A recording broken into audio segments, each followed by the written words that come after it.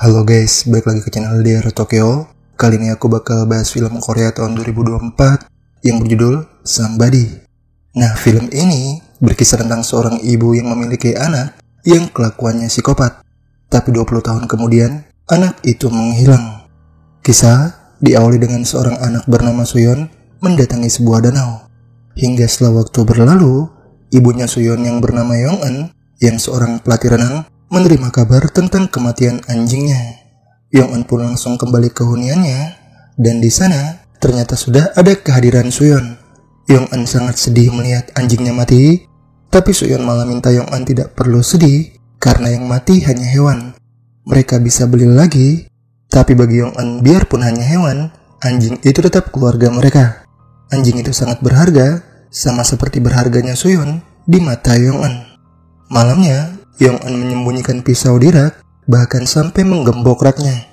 Suyeon lalu bertanya kemana mereka pergi setelah mati, dan Yong-eun memberitahu mereka bisa ke surga jika berbuat baik dan bisa ke neraka jika berbuat jahat. Suyeon merasa mereka sepertinya akan berakhir di neraka, tapi Suyeon bersyukur karena setidaknya ia tetap bersama Yong-eun. Yong-eun pun memperingati Suyeon agar besok ke kolam renang setelah pulang sekolah, karena tadi saat Suyeon pulang duluan, anjing mereka tiba-tiba mati. Tapi Suyeon yang takut dengan air tidak mau ke kolam renang.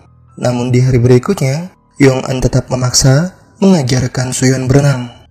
Malamnya, neneknya Suyeon mendatangi hunian Yong-eun.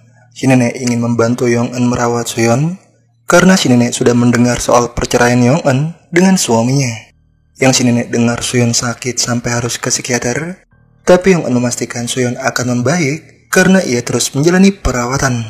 Si nenek pun menyarankan agar membawa Suyeon ke pendeta karena si nenek takut Suyeon bisa gila jika terus dibawa ke rumah sakit. Tapi karena Yong-eun menolak, membuat si nenek jadi akan tinggal sementara untuk mengawasi Suyeon. Hari berikutnya, Yong-eun ditemui ibu dari murid renangnya yang bernama Ji-hye. Ji-hye sangat senang diajarkan berenang oleh Yong-eun, dan ibunya Ji-hye sangat berterima kasih karena berkat Yong-eun, Ji-hye yang awalnya pendiam kini jadi lebih ceria. Kedekatan Yong-eun dan Ji-hye itu membuat Suyeon tidak suka, tapi Suyeon tetap berusaha baik menyapa Ji-hye dan ibunya. Suyeon mengaku takut air, dan ketika mengetahui Ji-hye juga takut air, Suyeon memastikan akan menjadi teman baiknya Ji-hye. Setelah itu Yong-eun dipanggil pihak sekolah, dan langsung ditunjukkan video Suyeon yang menginjak dada teman-teman sekolah TK-nya. Selama ini Suyeon ternyata sudah sering melakukan hal berbahaya kepada teman-temannya, dan ketika guru menegurnya, Suyeon malah menganggap hal yang dilakukannya hanyalah permainan. Pihak sekolah akhirnya memutuskan mengeluarkan Suyeon dari TK, hingga Yong-eun tidak bisa apa-apa. Yong-eun sadar akan kelakuan jahat Suyeon, karena dulu Suyeon juga pernah melukainya. Setelah waktu berlalu, si nenek memberitahu Yong-eun bahwa Suyeon sekelas dengan Ji-hye di TK barunya. Suyeon yang mengaku berteman baik dengan Ji-hye membuat si nenek senang, tapi Yong-eun justru malah tidak tenang. Saat di kolam renang, Yong-eun pun langsung menanyakan keadaan Ji-hye, tapi Ji-hye mengaku baik-baik saja. Melihat Yong-eun kembali perhatian ke Ji-hye membuat Suyeon kesal, hingga setelah itu, sembari menunggu ayahnya Ji-hye menjemput, Suyeon jadi mengajak Ji-hye melakukan permainan. Ketika Yong-eun pergi, Suyeon langsung mulai permainannya, tapi Ji-hye malah menggigit tangannya Suyeon. Ji-hye langsung mendekat ke ayahnya yang baru datang, hingga Suyeon jadi mengadukan perbuatan Ji-hye ke Yong-eun. Si ayah pun menyuruh Ji-hye minta maaf, tapi karena Ji-hye ketakutan, jadi si ayah yang minta maaf. Tapi Yong-eun rupanya tidak mempermasalahkan, hingga membuat Suyeon jadi sangat kesal. Yong-eun pun makin tidak mengerti dengan sikap Suyeon, hingga di hari berikutnya, Yong-eun akhirnya ke gereja bersama ibunya untuk mendoakan Suyeon. Setelah selesai, Yong-eun ingin langsung pergi, tapi seorang ibu tiba-tiba bertanya, apakah Suyeon masih jahat seperti dulu? Si ibu ini mengaku putrinya harus terus menemui psikiater, dan semua itu gara-gara ulahnya Suyeon. Yong-eun hanya bisa minta maaf, tapi menurut si ibu, sekalipun Yong-eun ke gereja, kesalahan Suyeon tidak akan pernah bisa termaafkan. Setelah itu, Yong-eun yang sudah tidak kuat dengan kelakuan Suyeon akhirnya mengadu ke mantan suaminya. Yong-eun masih bisa menerima jika Suyeon hanya melukainya seperti dulu, tapi sekarang Yong-eun sudah tidak tahan karena Suyeon terus melukai teman-teman di sekolahnya. Si mantan suami pun menyalahkan Yong-eun karena jika dulu Yong-eun membawa Soo-yeon ke rumah sakit, Soo-yeon pasti akan sembuh. Yong-eun jadi menyalahkan mantan suami balik karena sebagai seorang ayah, si mantan suami sendiri dulu malah takut dengan anaknya sendiri. Si mantan suami yang tidak bisa berkata akhirnya pergi, hingga kemudian Yong-eun membawa Soo-yeon ke rumah sakit. Dokter lalu menyarankan Yong-eun agar lain kali mengajak si nenek, karena si nenek juga harus tahu keadaan Soo-yeon. Tapi Soo-yeon yang kesal sudah tidak mau ke rumah sakit lagi, dan Yong-eun jadi akan menuruti asalkan mulai saat ini Soo-yeon berbuat baik pada teman-temannya. Yong-eun minta Soo-yeon berhenti mengajak teman untuk melakukan permainan mengerikan, tapi Soo-yeon malah kesal dengan Yong-eun karena banyak melarang. Yong-eun masih terus mencoba menasihati Soo-yeon, tapi Soo-yeon malah ngamuk dan membuat Yong-eun sedih. Yong-eun akhirnya membeli ayam ternak untuk Soo-yeon, tapi setelah itu Yong-eun mual karena Soo-yeon langsung membunuh ayamnya. Yong-eun lebih memilih melihat Soo-yeon membunuh hewan daripada harus melukai teman-temannya. Hari berikutnya, Yong-eun mendapat kabar dari nenek bahwa Soo-yeon bergaul dengan baik di sekolah. Soo-yeon kini sedang menuju kolam renang, tapi Ji-hye yang mendengar itu ketakutan. Soo-yeon sebelumnya akan mengajak Ji-hye melakukan permainan, tapi Soo-yeon rupanya malah membekap wajahnya Ji-hye. Ji-hye yang tidak bisa bernafas akhirnya menggigit tangan Soo-yeon, dan sekarang Ji-hye mengadu ke Yong-eun bahwa Soo-yeon juga melakukan hal itu di sekolah. Ji-hye tidak bisa menolak, karena jika Ji-hye menolak, Soo-yeon akan mengajak teman-teman lain untuk merundung Ji-hye. Yong-eun yang tidak habis pikir dengan kelakuan anaknya jadi menenangkan Ji-hye, dan Yong-eun berjanji akan menghukum Soo-yeon. Yong-eun minta Ji-hye tidak memberitahukan kejadian tersebut ke siapapun, hingga Ji-hye menuruti. Soo-yeon lalu datang, tapi langsung ngamuk setelah melihat Yong-eun dekat dengan Ji-hye. Yong-eun pun langsung mengurung Soo-yeon di gudang, tapi setelah Yong-eun ke kolam renang untuk mengawasi Ji-hye, rekannya Yong-eun malah membuka gudangnya.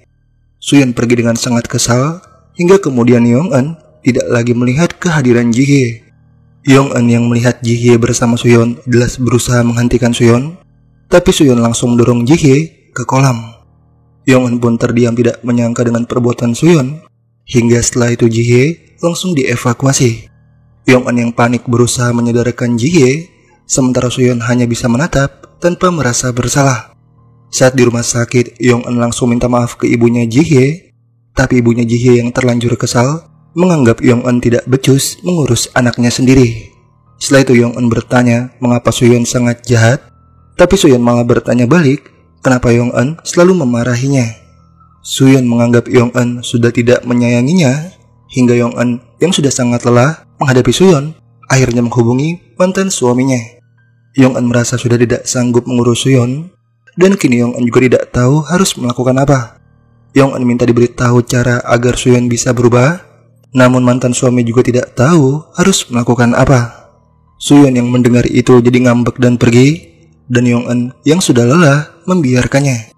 Tapi akhirnya Yong-eun mencari Soo-yeon, namun si nenek memberi kabar Soo-yeon sudah di rumah. Yong-eun jadi langsung pulang, namun saat tiba di rumah Yong-eun kaget karena tangan si nenek sudah terluka. Yong-eun yang tahu itu ulah Soo-yeon akhirnya langsung menegur Soo-yeon, tapi Soo-yeon masih santai sambil memainkan pisau.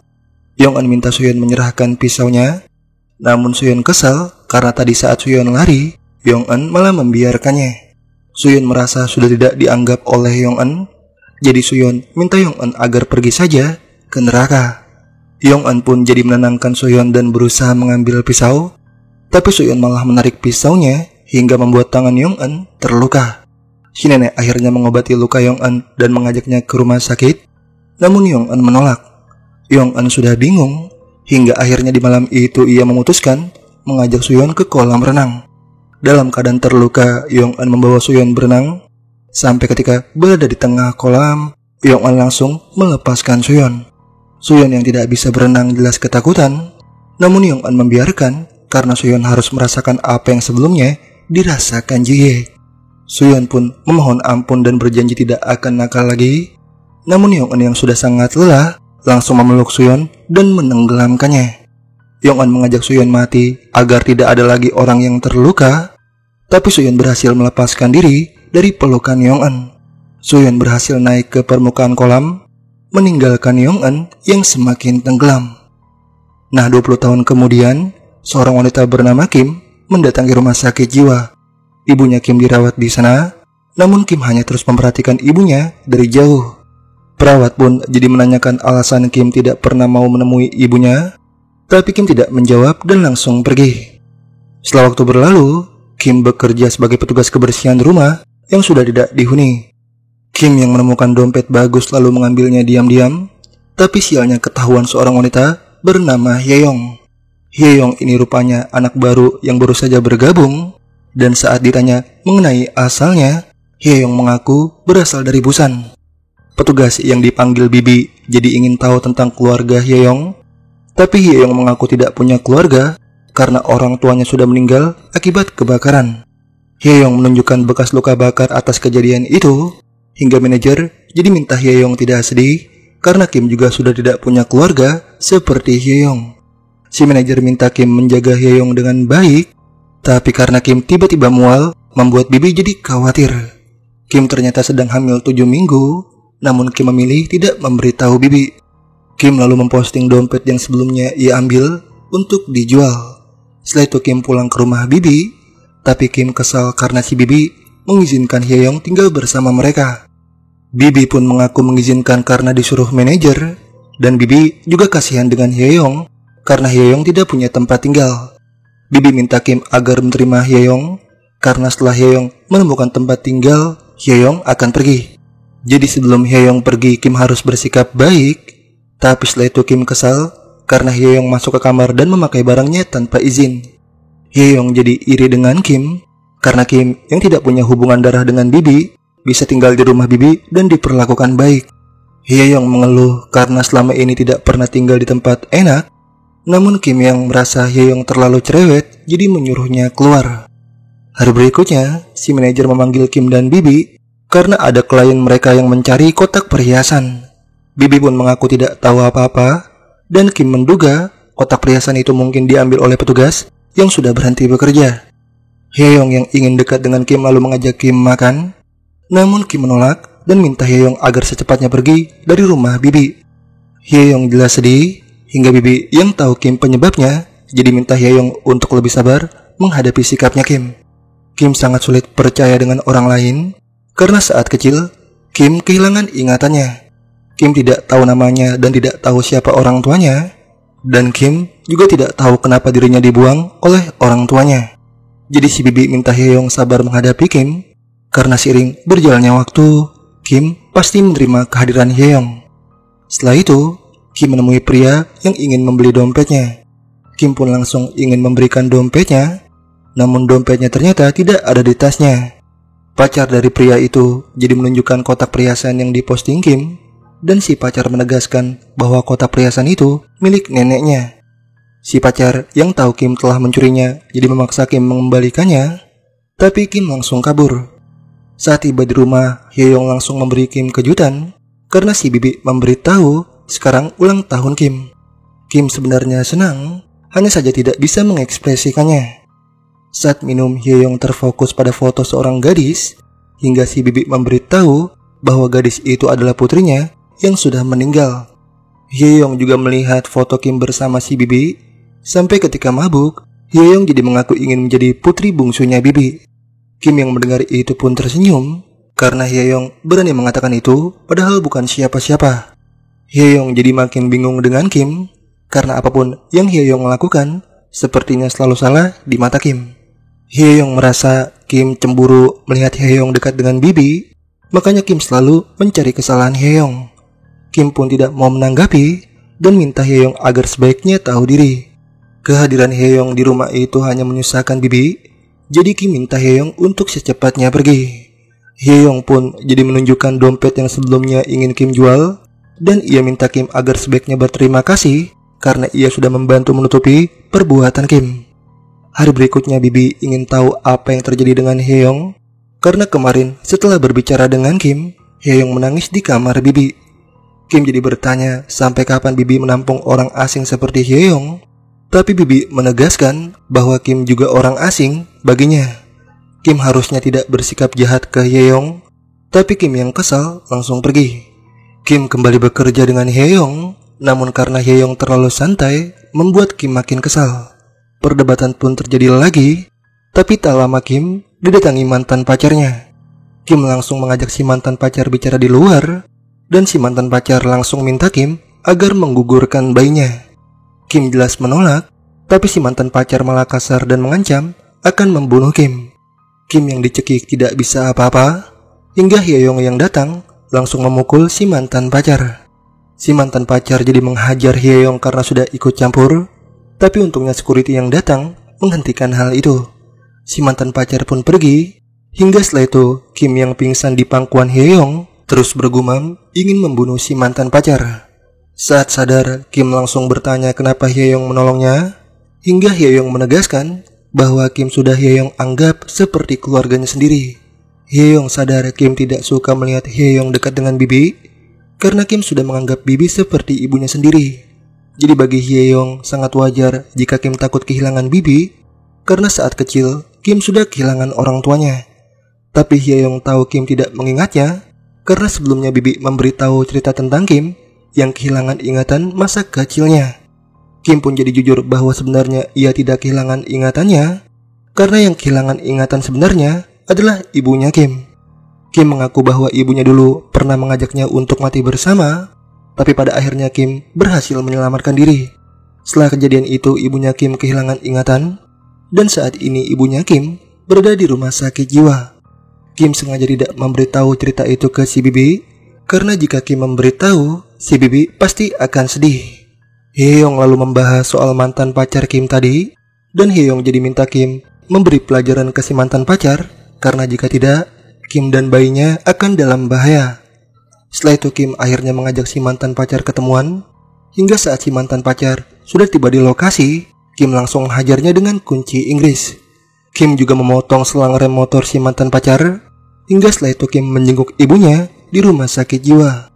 Kim memberitahu soal kehamilannya ke si ibu, dan Kim tidak akan membunuh bayinya karena ia berbeda dengan si ibu. Kim kehilangan kebahagiaan gara-gara perbuatan si ibu dulu, dan Kim kini bertanya mengapa si ibu dulu ingin membunuhnya. Tapi si ibu hanya tertawa, hingga Kim yang kesal akhirnya langsung mencekik si ibu. Kim ingin si ibu mati, namun kejadian itu ternyata hanya mimpinya Kim. Kim kemudian beres-beres rumah, dan ketika membersihkan kamar Hyeong, Kim menemukan tas Hyeong yang berisi buku gambar serta beberapa ponsel. Kim pun langsung mengambil satu ponsel yang di dalam casingnya terdapat foto. Namun saat Kim ingin melihat fotonya, Hyeong keburu pulang. Kim jadi beralasan ingin mencuci pakaian kotor milik Hyeong, tapi Hyeong memilih mencucinya sendiri karena Kim sedang tidak enak badan. Kim pun langsung melihat foto di balik casing ponsel Hyeong, yang mana foto itu ternyata fotonya Hyeong bersama dua teman panti asuhannya. Foto itu rupanya diambil pada tahun 2010 di panti asuhan Seoul, membuat Kim jadi bingung karena sebelumnya Hyeong mengaku tinggal di Busan. Setelah itu Kim mengajak Bibi serta Hyeong makan di restoran, namun pelayan restoran tiba-tiba menjatuhkan barang bawaannya setelah berpapasan dengan Hyeong. Setelah makan, Kim, Hyeong serta Bibi pun seru-seruan bersama. Tapi setelah itu Kim menerima kabar dari keluarga si mantan pacar bahwa si mantan pacar meninggal. Kim pun langsung disalahkan oleh keluarga si mantan pacar karena orang yang terakhir dihubungi oleh si mantan pacar adalah Kim. Kim yang tidak menyangka akhirnya menemui Hyeong dan langsung memberitahu bahwa si mantan pacar tewas akibat kecelakaan. Ada seseorang yang memotong rem motornya, dan Kim juga disalahkan karena orang yang terakhir menghubungi si mantan pacar adalah Kim. Kim bersumpah tidak pernah menghubungi si mantan pacar apalagi sampai menemuinya. Tapi Hyeong yang mendengar itu malah lega karena artinya sekarang tidak ada lagi orang yang mengganggu Kim. Kim jelas tidak habis pikir dengan Hyeong karena Hyeong bisa-bisanya masih santai padahal ada yang mati. Hyeong malah merasa si mantan pacar memang pantas mati. Jadi sekarang Hyeong minta Kim agar menemaninya saja menonton TV. Hari berikutnya, Kim menghubungi pihak panti asuhan dan mengirimkan foto Hyeong bersama dua temannya. Kim menanyakan soal Hyeong dan pihak panti asuhan membenarkan bahwa Hyeong memang tinggal di sana sampai tahun 2010. Kim jadi minta informasi tentang dua temannya Hyeong yang ada di foto karena sepertinya Hyeong sedang mencari dua temannya itu. Kim minta bantuan agar dua temannya Hye-young ditemukan, tapi pihak panti asuhan memberitahu bahwa Hye-young sudah meninggal pada tahun 2010. Saat itu terjadi kebakaran di panti asuhan, hingga Kim yang mendengar itu jelas sangat tidak menyangka. Kim bertanya-tanya siapa sebenarnya Hye-young yang ada di dekatnya itu, dan Kim yang makin penasaran akhirnya mendatangi panti asuhan. Kim mencari informasi soal Hye-young, hingga Kim akhirnya menemukan informasi bahwa Hye-young memang tercatat sudah meninggal. Hye-young rupanya tinggal bersama adiknya di panti asuhan itu, dan Kim yang mengetahui adiknya Hye-young masih hidup jadi berencana menemuinya. Malamnya, Kim yang melihat Hye-young palsu tidur di kamar bibi jadi langsung memeriksa kamarnya. Tapi Hye-young palsu tiba-tiba memergoki, hingga membuat Kim akhirnya bertanya siapa Hye-young palsu sebenarnya. Kim tahu Hye-young palsu lah yang membunuh si mantan pacar, hingga Hye-young palsu pun langsung membenarkan.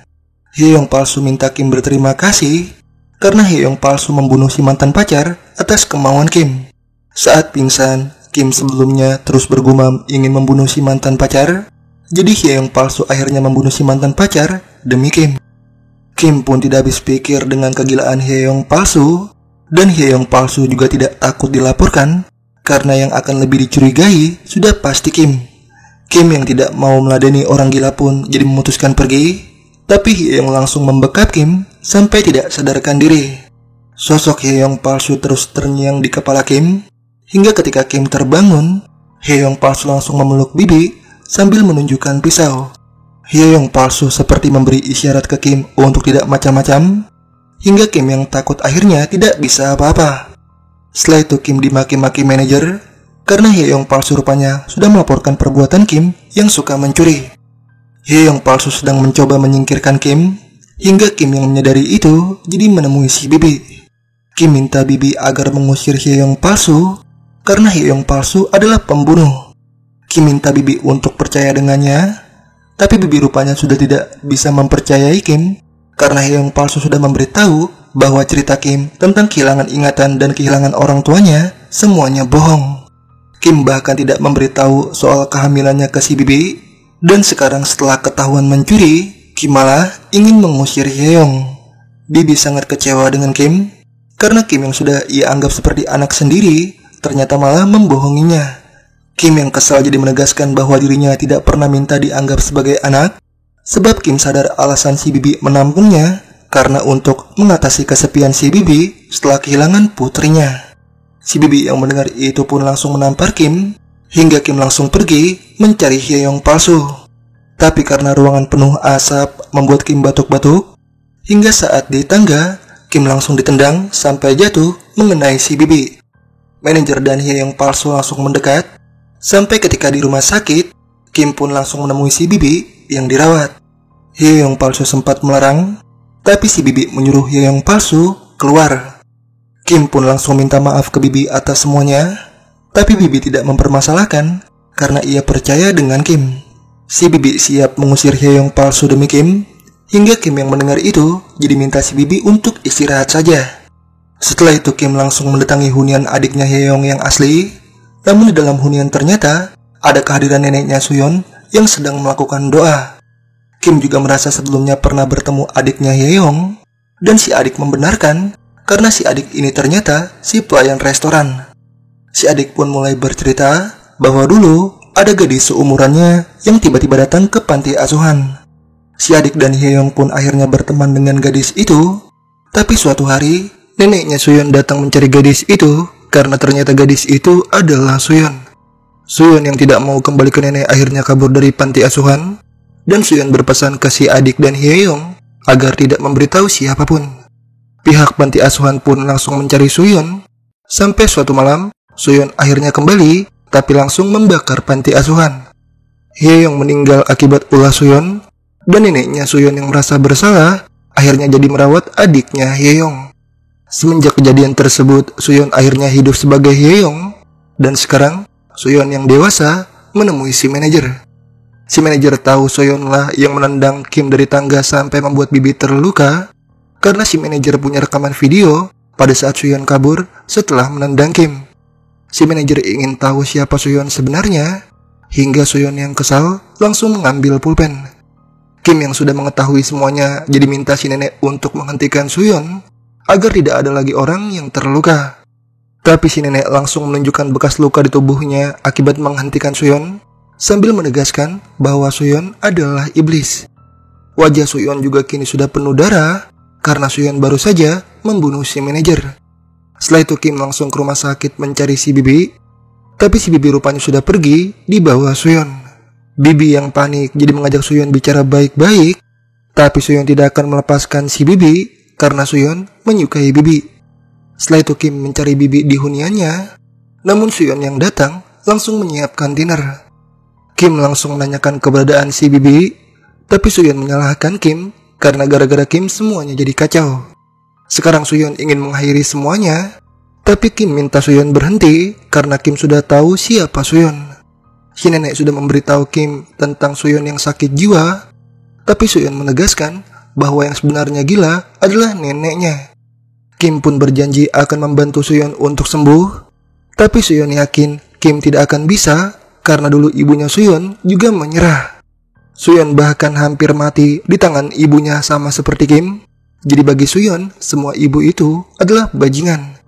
Suyeon juga sudah melukai Bibi karena Bibi bersikap seolah seperti seorang ibu, hingga Kim yang melihat itu seketika lemas dan sangat sedih. Suyeon sebenarnya senang dianggap keluarga oleh Bibi, tapi setelah Kim membunuh si mantan pacar, keadaan berubah kacau. Sekarang Suyeon jadi akan membunuh semua orang sama seperti Kim, tapi Kim menegaskan bahwa Suyeonlah pembunuh sebenarnya. Suyeon bahkan telah membunuh ibunya sendiri, jadi Kim tidak ingin disamakan dengan orang gila seperti Suyeon. Suyeon tidak pantas menerima kasih sayang, bahkan Kim memastikan Suyeon akan selalu sendirian sampai mati. Suyeon yang mendengar itu jelas kesal, hingga Kim langsung menyerang Suyeon. Tapi Suyeon bisa membalikkan keadaan dan siap membunuh Kim, tapi untungnya Bibi bangkit menghentikan hal itu. Suyeon pun langsung melukai Bibi, hingga membuat Kim kembali menyerang Suyeon. Suyeon yang ingin menusuk, pisaunya malah tersangkut di kompor, hingga Kim jadi langsung menghidupkan kompor, membuat Suyeon akhirnya terbakar. Kim langsung mendekat ke Bibi yang masih bernafas, hingga setelah waktu berlalu, dalam kondisi penuh luka bakar, Suyeon mendatangi danau yang dulu saat kecil pernah ia datangi. Yong-eun kemudian hadir, dan Suyeon yang ketakutan langsung memohon ampun. Suyeon mengaku sudah berusaha menjadi baik, tapi tidak bisa karena Suyeon berbeda. Yong-eun pun memeluk erat Suyeon dan mengajak Suyeon ke tempatnya berada, karena di sana Suyeon tidak akan merasakan derita. Yong-eun memastikan Suyeon tidak akan terluka, tapi Suyeon menolak karena Suyeon lebih suka melihat orang-orang yang menderita. Menurut Suyeon, orang yang paling jujur adalah orang yang merasakan derita. Jadi Suyeon akhirnya langsung menghantamkan batu ke kepala Yong-eun dan menyuruh Yong-eun untuk pergi sendiri ke neraka. Jadi itulah seluruh alur film Somebody 2024. Terima kasih buat yang sudah menonton. Mohon maaf jika ada kesalahan dan kekurangan dalam video ini.